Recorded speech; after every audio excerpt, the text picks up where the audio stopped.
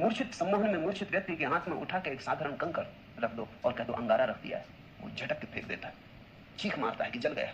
इतने तक भी बात होती तो ठीक था, लेकिन हाथ पे फफोला आ जाता है। तुमने खबर सुनी होगी लोगों की कि जो आग पर चल लेते हैं वो भी सम्मोहन की गहरी अवस्था है। क्या गया, लंका से कुछ बौद्ध भिक्षु बुलाए गए थे चलने के लिए। वो बुद्ध पूर्णिमा को हर वर्ष बुद्ध की स्मृति में आग पर चलते हैं। वो बात बिल्कुल ठीक है, बुद्ध की स्मृति में आग पर चलना चाहिए, क्योंकि बुद्ध की कुल स्मृति इतनी है कि तुम देह नहीं हो।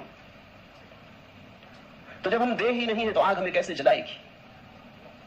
कृष्ण ने गीता में कहा है, न आग तुझे जला सकती, न शस्त्र तुझे छेद सकते।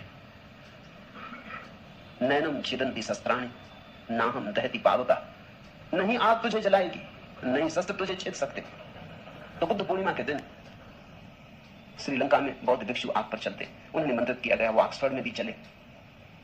जब वो ऑक्सफोर्ड में चल रहे थे तो एक भिक्षु जल गया। वो 20 भिक्षु चले, एक भिक्षु जल गया। खोजबीन की गई कि बात क्या हुई। वो भिक्षु सिर्फ इंग्लैंड देखने आया था, उसे कोई भरोसा नहीं था कि वो चल पाया। उसकी मर्जी कुछ और थी, वो तो सिर्फ यात्रा करने आया था। उसकी तो आकांक्षा इतनी थी कि इंग्लैंड देख लेंगे, और उसने सोचा जब ये 19 लोग नहीं जलते तो मैं क्यों जलूंगा। मगर भीतर संदेह का कीड़ा था, वो जल गया।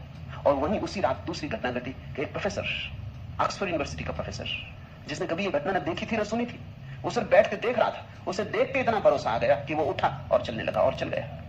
न तो वो बौद्ध था, न धार्मिक था, उसे तो कुछ पता ही नहीं था।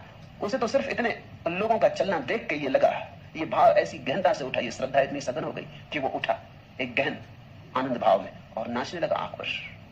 भिक्षु भी चौंके, क्योंकि भिक्षुओं को तो ये ख्याल था कि बुद्ध भगवान उन्हें बचा रहे। ये आदमी तो कोई बौद्ध नहीं, ये तो अंग्रेज था और धार्मिक भी नहीं था, चर्च भी नहीं जाता था, तो क्राइस्ट भी इसकी फिक्र नहीं करेंगे। बुद्ध से तो कुछ लेना देना है नहीं, इसका तो कोई भी मालिक नहीं था, सिर्फ श्रद्धा। हम जो मानते हैं गहन श्रद्धा में वही हो जाते हैं।